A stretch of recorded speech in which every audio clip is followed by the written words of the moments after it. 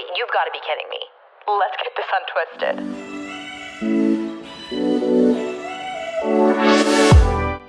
Not gonna lie, I often feel like a big, huge dork when I put on these big, huge headphones, but I also, in some ways, feel like a little bit more official, a little bit more like a podcaster, but don't get it twisted. What has it been, like 4 seconds? I already just throw in the phrase. I am a dork, I do fit the part, but sometimes it fits too well. But hi, welcome back. Welcome back to, I think, what I would call the first official episode of this new season. A new era is kind of what I'm really referring to it as, because it really is just a change of heart in my eyes. Whether or not it feels different to you, it just feels like a new energy to me. So hopefully either you're coming back or you're a new listener. Regardless, I'm so lucky to have you. Thank you so much for tuning in to this episode. It is about 8 p.m. right now, and I think that's a good thing for me. I do better podcasts from experience. I don't want to say that and then this episode turns out to be horrible, but I feel like some of my best episodes happen to be the ones that I record later in the evening. And I guess 8 p.m. is not that bad. Like, I just got home. We just spent the whole day like doing a little pumpkin patch affair, like a little fall moment, a little PSL SZN. I posted that on my Instagram story and Keith's like, what is PSL season? Oh my. Pumpkin spice latte, boy. Pumpkin spice latte. So anyways, it's not too late, but I feel like this is like a good energy right now. I've got my coffee. This is decaf, which is good for me because I shouldn't be staying up too late anymore. I'm not even going to get into it today, but no, we're going to decaf level. And I put in just a little bit of Milkademia, I believe is the brand name. I kind of put out a bold statement the other day when I confessed. This is so ridiculous. I confess that I don't like oat milk at all. And it's so funny because I feel like saying that feels bold because everybody else loves, or people, I don't know, feel protective over their nut milks. It kind of feels a little personal. And when you start going into people's coffee orders, if you're very particular about what you say and what you like and what you don't like, I think sometimes people take a little bit of offense. But I threw it out there. I said, I don't like oat milk. And you know what? The truth is that it upsets my stomach. It makes me get a little bit of a migraine. And I just genuinely don't like the taste. I love the frothiness of it. And I think that's usually the biggest argument, is that it's the closest comparatively to dairy milk. But I don't know. It always makes me upset when I drink it, so I probably shouldn't. I should stay away from something that upsets my stomach. Then, if we just want to go down the whole path here, why not? Almond milk makes coffee taste different. Do you know what I mean? If you put it in iced coffee, it's not as bad, but if you put it in any kind of cappuccino, latte, etc., first of all, it doesn't froth. Second of all, you taste it. It tastes differently. It's taking away from my coffee moment, and I'm not here for that. So honestly, almond milk, not at the top of the tier chart. We should do a tier list episode for this too. Next up, I'd probably say most common would be soy. Soy is usually like a really popular alternative. And to be honest, I really like soy. Like I definitely prefer soy. If I'm going to order from Starbucks and I have to choose between almond, coconut, or soy, I'm going soy. First of all, it has the most amount of protein. We love to see that. Second of all, it tastes the most like a lactose-free milk, as it should, as it was intended. But I think a lot of people get a little spicy about the soy topic because, sometimes soy can be controversial. Sometimes, there's things are up in the air, but I like it. I'm just admitting it. I like soy milk, which is the most controversial thing about me. Then coconut milk, I didn't mention yet, but coconut milk, we are very kind to. Somehow it just slid into popularity, and I think we're all still a bit confused by it. I'd have a lot of questions for people who always choose the coconut option. I do kind of understand, if you don't like the almond taste, you don't want soy, maybe you go coconut route. However, coconut route is watery. It barely tastes like milk. It's like just sliding past the coconut water. It's just making it into the nut milk category, alternative milk category, whatever. And I don't really know how it slid into popularity. Like, it is one of the more mainstream alternatives, and it still is baffling to me. I always see hemp milk at more trendy coffee shops. Like, if it's a little bit less of a chain, or if it's very much into like pour overs and drip, and like that's the kind of mood that you're getting at this coffee shop, they're most likely going to have some type of hemp, or they're going to make their nut milk in house. I do like to try those just because I'm experimental and I also have FOMO. So I'll always go for that. Sometimes it's a regret, sometimes it's fine. But other than that, macadamia milk. Macadamia milk is where I started this conversation. Sometimes I feel like I need a flow chart for my conversations because the ADHD kicks in and then all of a sudden I'm out the door. Macadamia nut milk, I think, is actually pretty good, mainly because it just sort of blends in. It does its job. It's a fine supporting role in the main character moment that is my decaffeinated Nespresso, and I'm fine with that. I also added a little bit of some PSL spice, a little cinnamon, and we're having a great night. And that is my rant on alternative milks for the evening. Honestly, this is, in my opinion, a very heated and important debate, and I think I saw this on Not Skinny But Not Fats. I think that's her Instagram handle. Why does that sound wrong? Not Skinny But Not Fats Instagram the other day. And she was kind of pointing out that people have such ridiculous orders, especially when it comes to Starbucks, when you're customizing your order and whatnot. But you never do that if you're going to go to your local coffee stand, you know? Like, if you're going to go to your local coffee stand, you might say, I want a soy milk cappuccino. Boom, done. But when you go to Starbucks, or you're ordering on the Starbucks app, you go, okay, I want grande extra hot soy milk with 1 pump of this and 3 sugar-free that and a Splenda and upside down, whatever. But you have to make your order so dang complicated, probably because the coffee's not that good. And honestly, that was the most true thing I've ever heard, because let's be honest, if you're going to get a black cup of coffee from Starbucks, you might as well not have any coffee that day, because it's so not strong. It's not good. It tastes like garbage.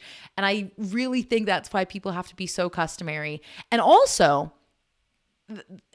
I'm trying to think of a good phrase here, but the truth of the matter is that because they gave people such autonomy to go onto the app and choose every single customary thing and make it absolutely redunculous, people are going to take full advantage of that. So even if you didn't ever want to customize something, now that you know that you can, and you've never tried toffee nut before and you want to put some toffee nut syrup and then add a little bit of sprinkles on top of the whipped cream, and then put the whipped cream on the bottom just because in the app it says that you can, you're going to try, you know?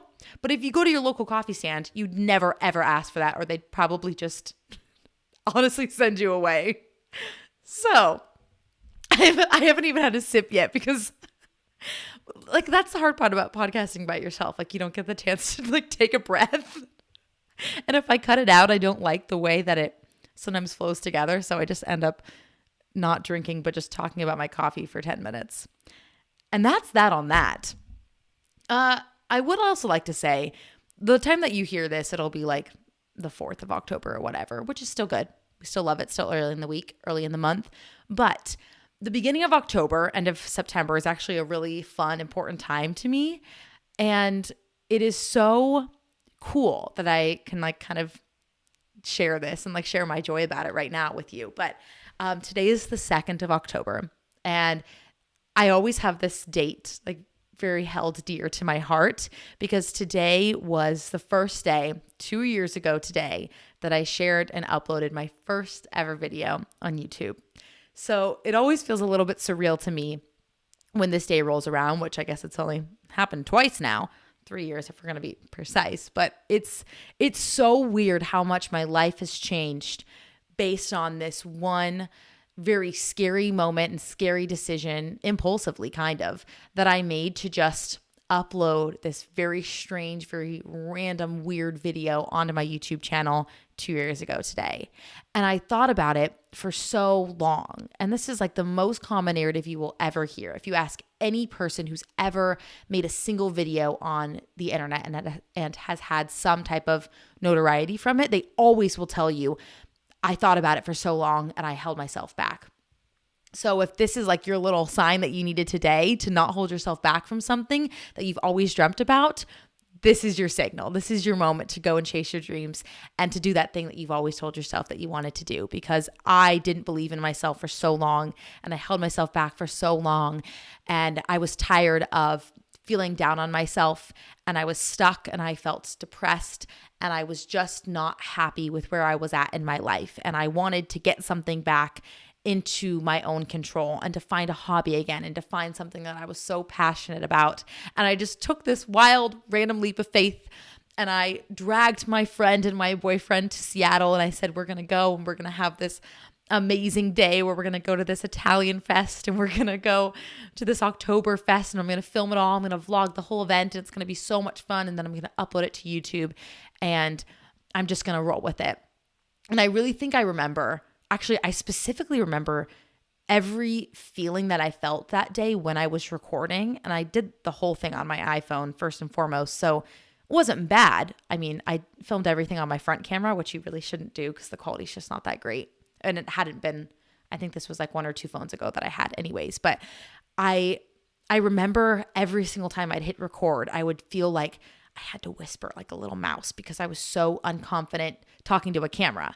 And I still am. I definitely feel that way at times. It's like an awkward thing to get used to. Like, this isn't natural for somebody to be sitting down podcasting in their apartment, first of all. But it's just not a natural thing to be talking to a camera. So I remember just feeling like, oh my God, like, are people going to hear me? Like, I have to talk like this. And we're going to go down to Seattle today and we're going to go to this event and blah, blah, blah, blah. And that was so awkward. And I would sit and I'd edit this footage and I'd feel so embarrassed. But I just kind of had this like more so urge and almost need to put this out there and like submit this content as if it was like my end all be all. And I can't even tell you how grateful I am that I did it, because my whole life, my whole energy, my confidence, everything has changed in these past 2 years. And I really actually think from the beginning of October 2019 to the end, like the month that I started my channel, I changed as a human being. And I would say, I mean, of course, probably some of that has to do with like a little bit of, maybe like not in a bad way, but I feel like I had to be like a little bit more egotistical because I was filming and editing so much of myself. It was very overwhelming, but I became so much more alive again. Like, I felt like I had spent so many years, like literal years, in a dark state that I wasn't happy about. And it wasn't this overnight thing, but I really do remember feeling so much lighter and happier after I finally did something for myself. And I finally found a passion that I could I could pour my energy into. And it just so happened to be my channel. And eventually that led into this podcast.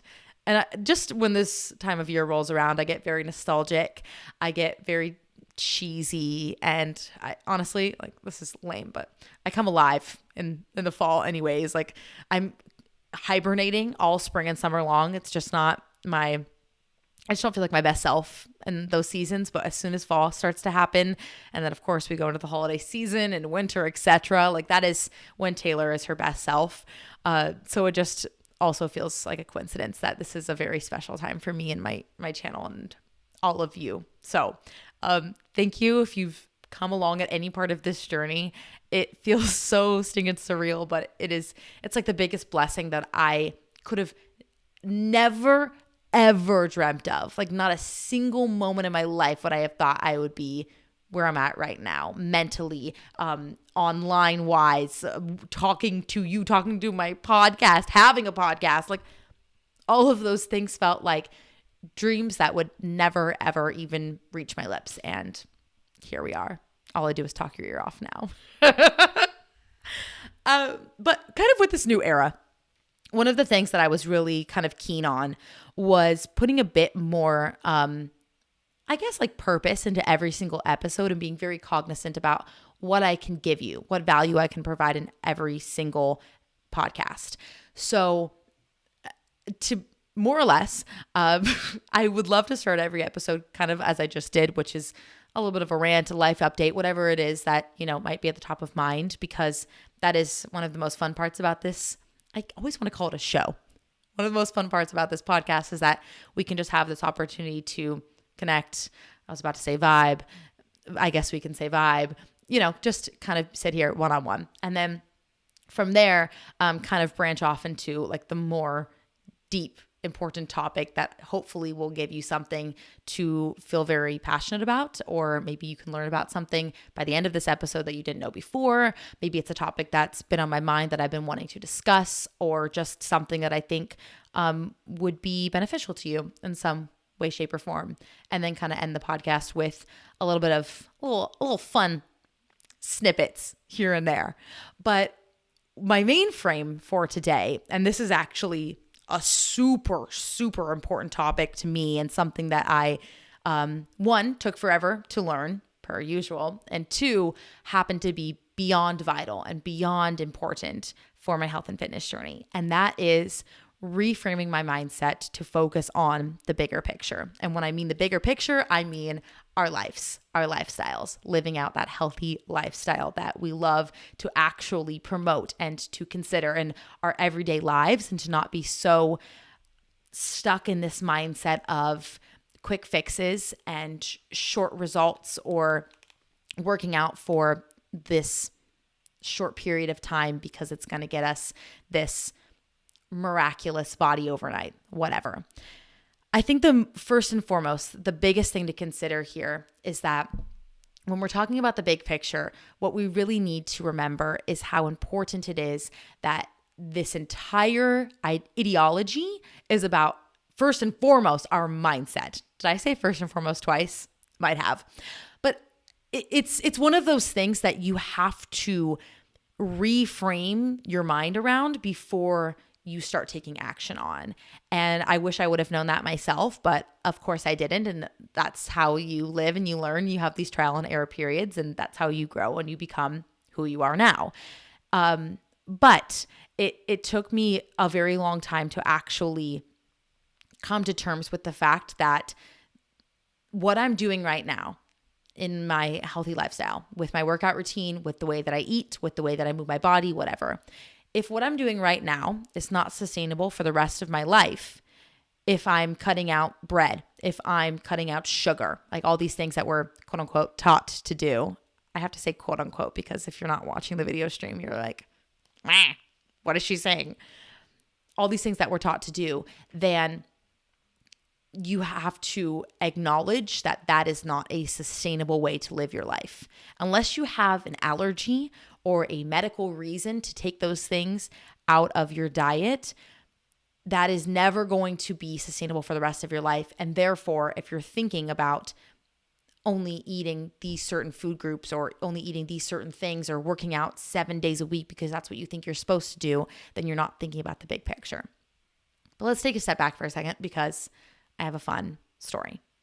So this past week actually happened to be, I'm going to say, like one of my highlights of 2021. And it happened kind of randomly, but it happened to be so beyond cool. So my week started by having my best friend come into town, and she was only here by accident. Like, she was traveling for work. She had some conferences in the area, and I was not going to pass up the opportunity to see my best friend, who I hadn't seen in over an entire year, by not seeing her while she was just here for her short days. So it happened to be so nice because, like when you have that one incredible best friend, or maybe multiple best friends in your life, and you just feel recharged after seeing them, and it's been so long. That's how I felt like when Alex was coming to town. Her name's Alex. So it happened to be just like the most serendipitous timing that it all worked out. I was able to change my schedule around so we could meet up. She was able to come and stay here for a day or two. And it just felt like that best friend time that I needed in my life. And to be frank with you, before she was arriving, I was starting to get very nervous. Even though, like I mentioned, I had not seen her in a year. I had not, we don't really FaceTime or like talk on the phone this is like a really bad trait of mine, but I'm not a FaceTimer. I'm picking my nails. I think I'm nervous, but I shouldn't be doing that. I have gel on. It's a really bad example. I need to take it off and not be picking. Okay. Yeah, I mean, I don't talk on the phone much. I don't FaceTime. I'm also a really bad texter, and I'm just bad at communicating from a long distance. So setting the stage on that note, basically, I'm very grateful that the friends I have in my life, most of them I've had in my life for all of my life, like elementary school, middle school, whatever.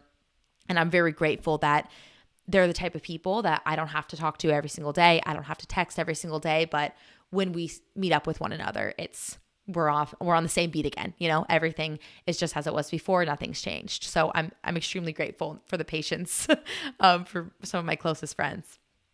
But like I like I was saying, I hadn't seen her in so long, and my mind should just be on what are all of the things that we're going to do together? How are we going to have so much fun? And what activities can I plan? What restaurants can we go to? What food can we go and eat? I'm such a foodie. Like I love trying new places, and I love adventuring out with people maybe that have never explored the area before, so they can see like what I like about my city. And it's just fun, you know, like that's where my mindset should be. What did I just say? That's where my mindset should be. That's where my mindset should be. But unfortunately, I was having like a little bit of anxiety before she was coming about how I was going to make my routine and my current schedule and my eating patterns, etc., work around our time together. Because I feel like that always happens to me when I go on a trip or I hang out with friends. Because not in a bad way, but a lot of my friends don't really exercise. They live healthy lifestyles, but they just don't really prioritize going to the gym and lifting weights, I guess, like I do. So that's not something that we would ever like plan to do together. So I was thinking, okay, she's going to arrive, and if I don't work out like before she comes later that day, I'm not going to work out Sunday. I'm not going to work out Monday. I'm not going to work out Tuesday. I might still be with her on Wednesday. I'm not going to work out Wednesday. We're likely going to be going out, like trying out all of these new restaurants or just going to some of my old favorites, you know? And at those places, you know, you might order a margarita. You might have some chips and salsa, one of my all-time favorites. We both love Mexican food. So I already knew that was going to be in the cards. And of course it was. But I was getting just very anxious about how I was going to keep up like my usual routine for when my friend was going to be in town. And like looking back, now that she's already departed, it sounds so dramatic. I was so like wrong. And it just feels so silly that is where my mindset was, when it should be, how much fun can we have together, when I hadn't seen her in months, literal months, my closest friend. I haven't seen her in months. Why am I not just thinking about, okay, these are all the activities that we're going to do. We're going to have so much fun. Maybe we could kind of incorporate like a little bit of movement in what we're doing, but I shouldn't be stressed about 3 or 4 days of throwing off my routine, but I was. So Alex comes and leaves. Another friend of mine happened to be also coming to the area for a wedding. And she was kind of like passing through, like the wedding wasn't really in the area, but she needed to drive to the wedding anyways. So I was going to be able to see her as well. Similar scenario. Hadn't seen her in months. Also was a big foodie just like me. I knew that we were going to be out and about. I knew that working out was not going to be a priority for both of us because we were just going to want to spend time with one another. Like that's another thing. Like I've mentioned before, as much as I love to work out, it is a process and a half. Even if I want to go to the gym for 30 minutes or so, it still ends up being an hour and a half activity because you get ready for the gym, you drive to the gym, you work out, you come home, you shower, you eat, then you're finally back in your mojo like 20 minutes after you even eat because you got to like decompress. You know what I mean? Like you're like, oh, well, I've been at the gym for a while. I got to at least sit for 15 minutes on my phone before I go back to work. Like whatever. I knew that my whole entirety of the week, like a 10, 14-day span, whatever, was going to be thrown off. And I was just getting so nervous. It's like just beyond nervous. And I was really thinking about it, especially after both girls had left. And I was thinking how almost like mad I was at myself that that's where my priorities were lying, that I couldn't just be so present in the moment, that I had to be focusing on myself, truly. Like it feels very weird to admit, but like all of those things that I'm thinking about in my mind are just selfish. They really are. When really I should be a good host. I should be thinking about our time, being very present in our time. But I can't help that back of my mind thoughts are still running, you know? And so I was having this moment with myself where I was just upset with recognizing that that's where my mindset was. And I realized I was not thinking about the big picture, like literally in the slightest. And I go through phases, I think, where I'm more okay than others, or I get very thrown off on my routine. And then once I'm back on it, I get flustered because I think overnight I'm going to have a friend come into town and then we're going to be out and about left and right. I'm not going to work out for 3 days. And then I'm going to feel like I'm totally off my game. And really it's also more about that too, like where you feel like you're off your routine more than, oh my gosh, all my progress is going to go away overnight. But if I am still throughout my whole life stuck in this mentality of I can't enjoy this moment because I'm so concerned of not getting in this one singular workout, then I really feel like I need to reevaluate my priorities and reconsider where my headspace is in. Because if I'm preaching this healthy lifestyle, then that means I can't be concerned with missing one singular session or missing a whole week of workouts when those moments and those memories with my friends are always going to be so much more cherished in my mind and in my life than that 1 week of gym workouts that I missed. And there was even one night where I can make things work, and there's other nights where I just don't want to. So for example, when the first night Alex arrived, I knew she was a little bit tired, and so was I, but I was also still kind of on my fluctuating night shift schedule. And she was about to go to bed, and it was kind of around like 11 p.m. or midnight. And I realized I still had a bit of energy, and I hadn't gotten my workout in that day. And I was like, you know what? This is actually a perfect opportunity for me to find a good balance. I'm going to go to the gym right now. And I actually was very proud of myself for that.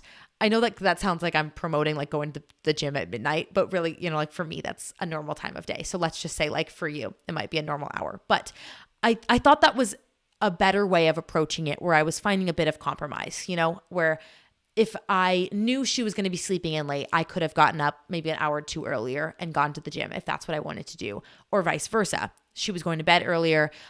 It wasn't going to impose on our schedule in any way. I went to the gym right after she went to bed or while she was like showering, etc. And it ended up being perfect. That was a great way. I'm like patting myself on the back. Yes, perfect way to compromise, Taylor.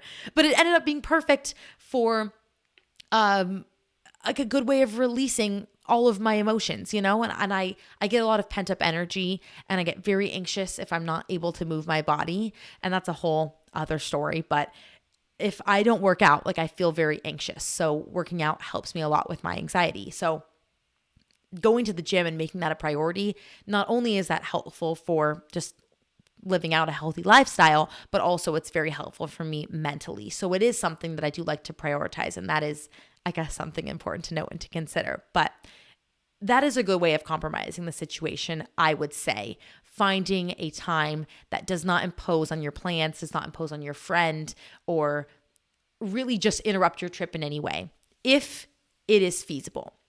Now, flipped scenario, right? Okay, you're with me? There was, I think, another night, maybe 2 or 3 nights later, where I had also had the same thought in my mind. I was like, you know what? That worked out perfectly. I was so glad I was able to go. I felt so much better after I went, and it didn't bother her in the slightest. I'm going to do the same thing again. The second night rolls around, and we end up having like a really deep, very important conversation. And this conversation starts at around midnight, you know, like we're getting deep into our conversation.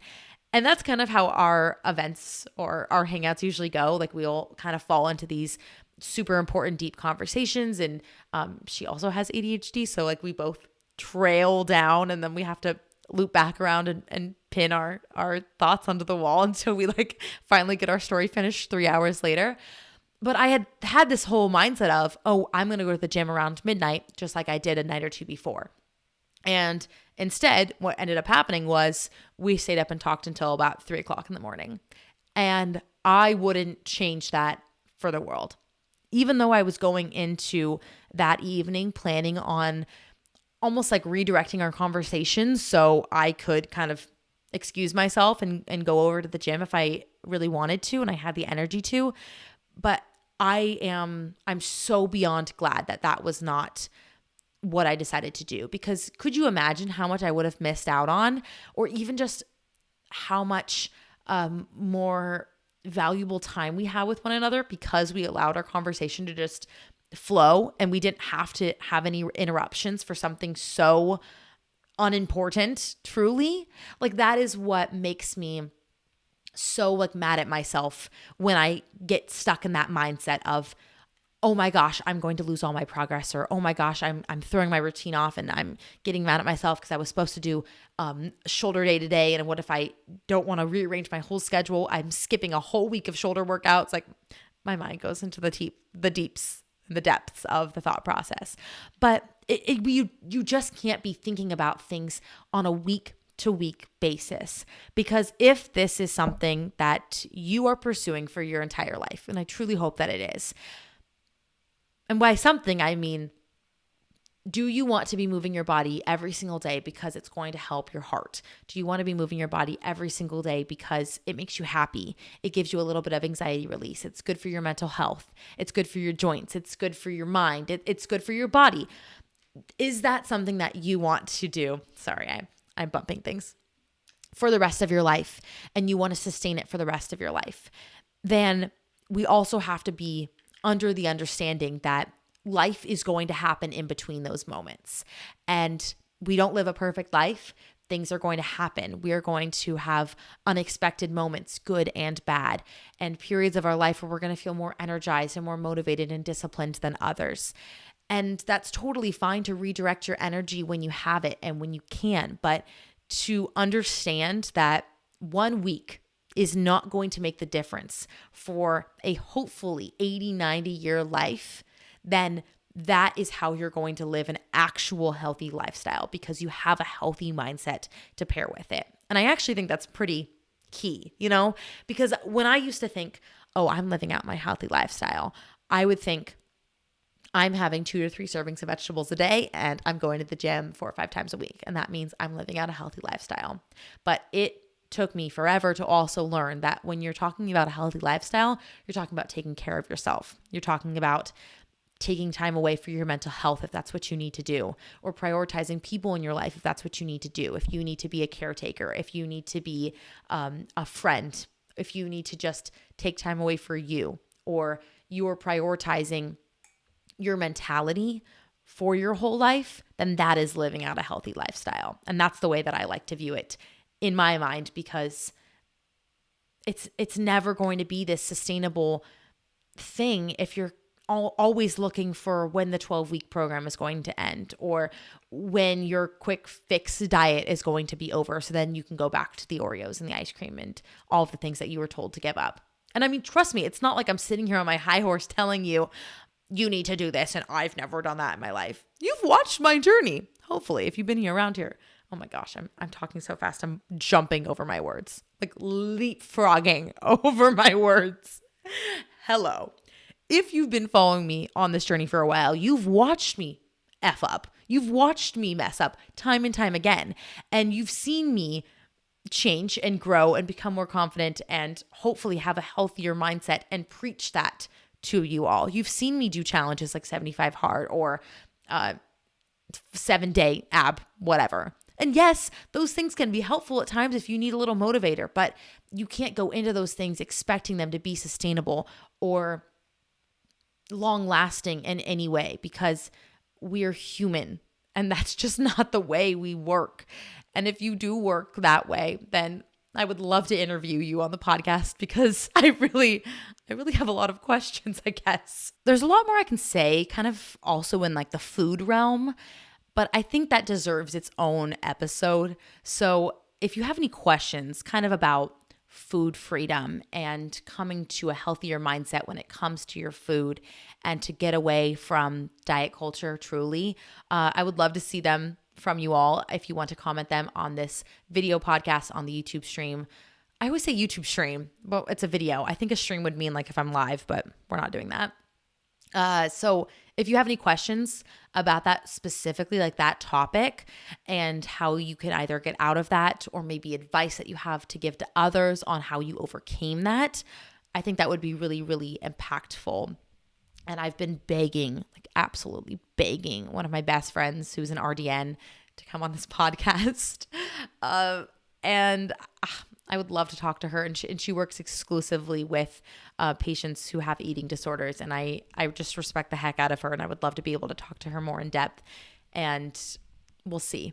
We will see if we can get her on the podcast. But for now, if you have any questions or you have any advice to offer to others as well, maybe you're a professional or you're just somebody who's experienced that in your life in any way, shape, or form, getting past diet culture, food freedom, etc., either leave a question on the TwistyPod Instagram, YouTube stream, or you can send me an email, hello@twistypod.com. Also, if you're still listening at this point, give it a 5-star review on Apple Podcasts and tell me what was your favorite part about this episode thus far. Just throwing it out there. Sometimes I forget to throw in the Apple Podcast review moments, but it means so much. It absolutely means so much, and it's so beyond helpful. I can't even describe it to you. So if you took that moment, thank you so much. I love you. And if not, I hope you're enjoying whatever activity you're doing right now. Maybe you're on a run, a walk, you're making dinner. Somebody DM'd me that they were listening to this podcast while they were making their family burritos, and they were the best darn burritos they've ever had. So if that's you, and if you're making burritos right now, I love you, and I'm very jealous. I hope that you send a burrito my way. My question of the week. My questions for Taylor. Ask Taylor segment. Just one quick little moment to bring you all involved into the podcast a little bit more.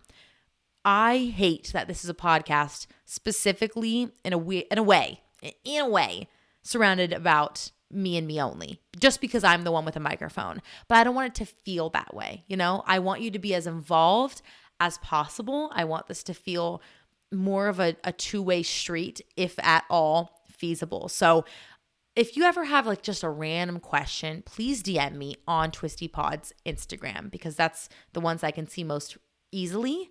But for this TwistyPod segment, it's super fun, super quick and easy questions, just one single one per week. And I also need another advice segment, like a Dear Twisty advice episode. So stay tuned, because I'll probably ask for your submission soon. Our question of the week, ask Taylor.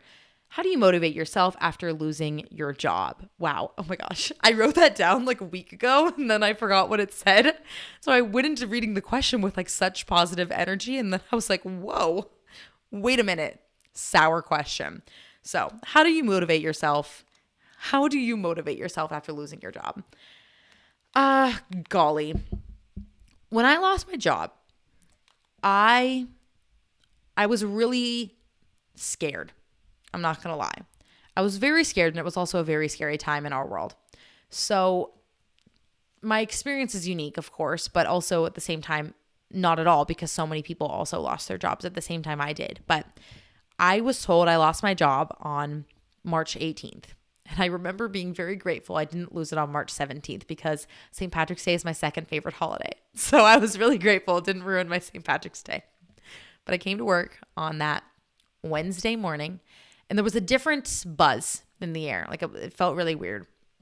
And I remember I'm sitting at my little cubicle, and it was probably like 9:45 in the morning. And I got there at like 8 o'clock in the morning. So it had barely been any time at all. And at this point in the hotel, the only people still working like in my department were all of the coordinators, which was me and like 3 or 4 other people.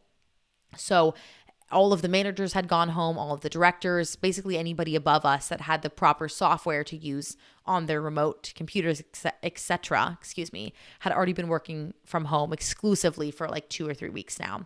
So it was already like dead and quiet in the office at this point in the pandemic, but it felt an extra amount of dead quiet that morning. And one of our HR directors, who am very, very fond of, she came up and she was like, "Hey, we're going to have a little meeting downstairs in like 5 minutes. Can you grab your stuff?"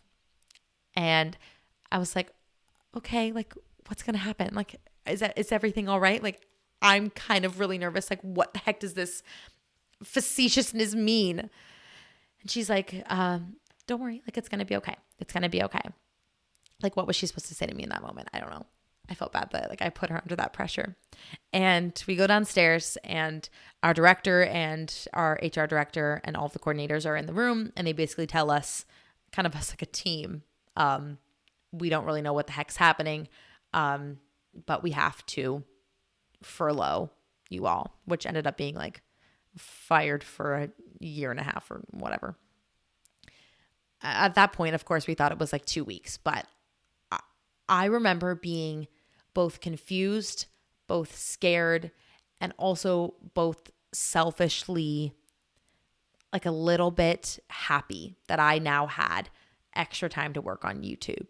And like that is the weirdest, scariest thing to even be like saying out loud. But I remember being like, okay, at least I have that one thing that I can probably devote my energy to distract me from not losing my literal shit right now. And I think I've said this before too, but it was just that past week that I got monetized for my YouTube channel, which happened to be like the absolute most definition of serendipitous that you could ever think of. Because if it had not have been for that monetization, I would have been just absolutely, excuse my French, shitting bricks, like literal bricks. I was going to get more graphic. We're going to stop. So I go home. Actually, I sit in my car. I make an Instagram story saying, "Hey world, I'm also laid off. I'm also a little scared. I'm not really sure what's going to happen, but it's going to be okay." I don't know why I posted that in retrospect. But I get in my car. I drive home, and I threw on sweats. I put on this big fat hoodie. I still had like all my St. Patrick's Day stuff out. So I like put on my St. Patrick's Day things to kind of get me into a better mood. And also like St. Patrick's Day, but / I had materials that I bought for my Charli D'Amelio video. Like I did an eating like Charli D'Amelio video. And I had these Lucky Charms in my cupboard. People make fun of the way I say that word. Cupboard, cabinet, pantry. Synonymous, whatever. I grab my Lucky Charms. I sit on the couch.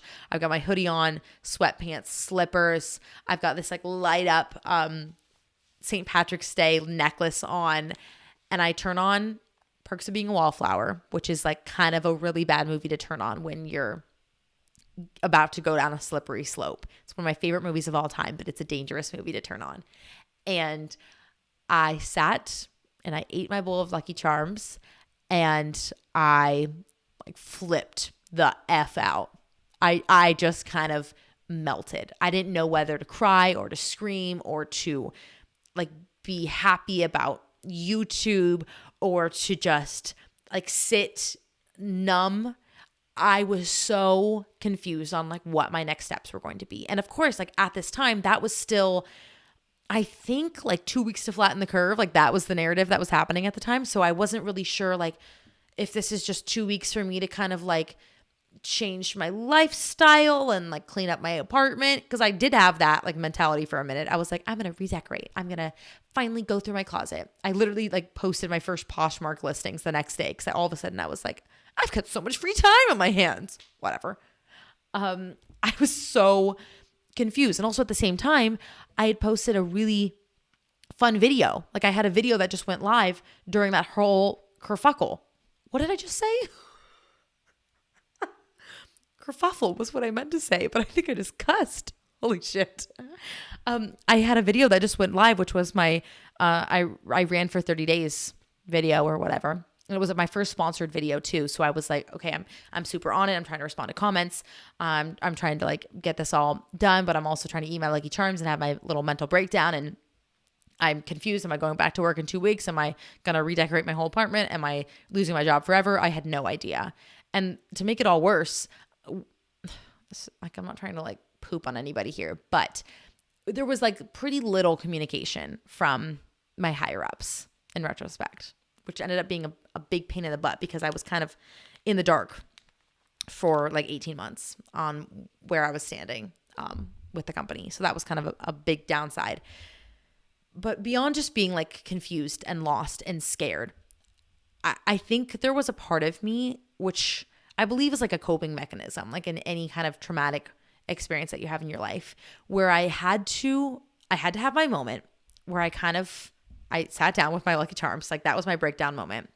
And then after that, I had to just tuck all of those feelings away because I didn't have time to spare, like my livelihood was now on the line. I didn't have an income. I didn't have something that was going to be able to keep a roof over my head, other than the fact that my boyfriend kind of still had a job at the time, but he ended up being let go as well, like a week or two later. And I didn't know like what was going to come of our lives. It was terrifying. So I'm thinking, I can't melt down right now. I have to just act. And like I said, I think that's like a coping mechanism where your brain doesn't allow you to feel out what you need to feel because you can't. You just have to go into go mode. And that's what I did. So I just kept filming. I kept redecorating my apartment. Like not buying things, obviously, but like shifting things around. Like feng shui is super, super important in the way that my mind works. So I would just move furniture left and right. And I would like take down things and rearrange. I'm sure that was like near the time I was doing my whole office and whatnot too, or thinking about it, whatever. Like I said, I did my Poshmark because I'm like, okay, maybe a small little bit of income there. I had to keep filming. I was trying to reach out to more sponsors. I was trying to see like how I could grow my YouTube if like that was going to give me any sort of income, etc. Because I didn't have the ability to just stop myself and have that time to grieve my job, I guess. And there's no right way to like move forward after that situation, especially when it was all happening, like we're all in this together, virus days. Oh my God. It's like PTSD thinking about that time of my life, time in our lives. But I think I had to just stay motivated and like put all of my sad feelings to the side until I could figure out what the heck was going on and what the heck I was going to do to keep this roof over my head. So it's difficult. And I think you have to be okay with having those moments of being sad and coming to terms with it, acknowledging how hard that you worked in that time frame that you had your job, and then picking yourself up by your bootstraps and figuring out what your next step is going to be. Like give yourself those few days if you need it to just kind of maybe potato and do nothing and grab your bowl of Lucky Charms. I wish I had this most proper advice to give you, but that was what I did. Like I went into survival mode because that was what I had to do. And there wasn't really any other option for me other than to just go and just be and do. So if you're experiencing that right now, my heart goes out to you. And if you ever need like somebody to talk to at the very least, I'm here. I think it's important, at least like strategically wise, if we're going to go into like techniques on how to network moving forward, talk to as many people as you know that are in industries that maybe are booming, that are hiring. Like think big companies like Deloitte, Amazon, Google, Microsoft, whatever. Like it feels like in some ways they're always hiring. Or maybe you need to try a different department that you've never tried before. Maybe you're always in marketing and you want to try sales, or maybe you're in HR and you want to go to a completely different industry. I think something that I forgot when I was looking for jobs, like very initially, was that every single company needs marketing, let's say. But when you think about marketing, you might just think like, oh, I want to work for a marketing agency. But I mean, literally every company ever needs marketing. Like YouTube needs marketing. The people that make this sign need marketing. Marketing for Starbucks, ironically. People that make coffee. People that make this microphone. People that make this notebook. this camera, whatever. Every single company, whether you think of it as big or small, they need somebody to promote their company. So if you're good at marketing, don't worry about the industry. Think about just your skill set in general. And sometimes you have to accept jobs that maybe you're not the most keen on, but could be a really great stepping stone for you. Or maybe it's just because you need something that's going to give you income. And sometimes that's just how life works too. So contact people, network. I know people love LinkedIn. LinkedIn terrifies me, but I've heard it's really great. I've heard a lot of people love it a lot. And if you have the opportunity at your university, in your town, your city, wherever, to speak with like guidance counselors, admissions counselors. I spent so many days in my college admissions and college, what's it called? Like career center. Yes. I would make appointments all the time because I knew that they knew what to do, and they helped me kind of write my story about myself in a way that kind of tied things together and connected me to my dream and my reality and made it kind of more cohesive. So actually, that's a really good tip I can give you because I'm not exactly applying for jobs right now, but storytelling is everything. And I really do mean that. Storytelling is a component of probably every single campaign, every single video, every single movie you've ever seen, book, etc., obviously. But especially when you're talking about yourself, if you can convey yourself in a way that combines who you are, what you're interested in the company, how you can provide your skill set in a meaningful, impactful way while also tying it all into a larger thread that is like this beautiful narrative of your life, gold, like absolutely gold. There you go. That's my question of the week that I just ranted about for forever. My twisty tip of the week. I would like you to check in on your cycle. That's my twisty tip of the week. My wellness tip, my little moment to give you something to take away from this episode. The twisty tip. Check in on your cycle. And by cycle, I mean your period. Are you feeling anything strange this week? Are you regular? Are you tracking your period? Are you tracking your cycle in general? Are you feeling maybe more emotional one way or another? Are you relating it to what time or phase of your cycle you're in? The cycle is something I have never fully understood, but it's on my radar this week. It's something that I'm trying to get better about, and not just period, but your luteal phase, your ovulation. See, I know the terms. All this stuff that's so dang important, especially for women, obviously. We operate on a 28-day cycle, whereas males operate on a 24-hour cycle. But we as women need to remember that our bodies change on a cycle every 28 days. And you can be so in tune with your body and your hormones, etc., if you're listening and you're tracking your cycle and not just your period, but every single phase. And it's so fascinating. It's something I'm trying to learn more about myself. So any tips that you have, any books, Instagram accounts to follow for your phase, I would love to learn. Let me know.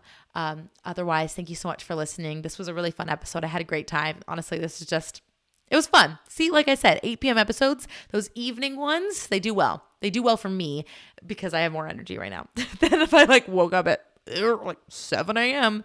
No, thank you. I love you all so much. Thank you so much for listening. If you liked this episode, please give it a thumbs up on YouTube and subscribe to the channel. If you're listening to this as a podcast, please give us a 5-star review. And by us, I mean me and my microphone and my coffee decaf on Apple Podcasts. If you're listening on Spotify, go subscribe to the Twisty Pod Instagram account. Or if you've never heard my voice before, I make YouTube videos. Just now, I introduced myself an hour in. Wouldn't that be lovely? But thank you so much for listening. I love you all so much. And until next time, I love you and stay on Twisty, baby. I need to work on my outro. I totally forgot what I used to say. Stay tuned for another episode where we're going to get a little untwisted, baby. That's what I used to say. I love it. I love you all. Goodbye.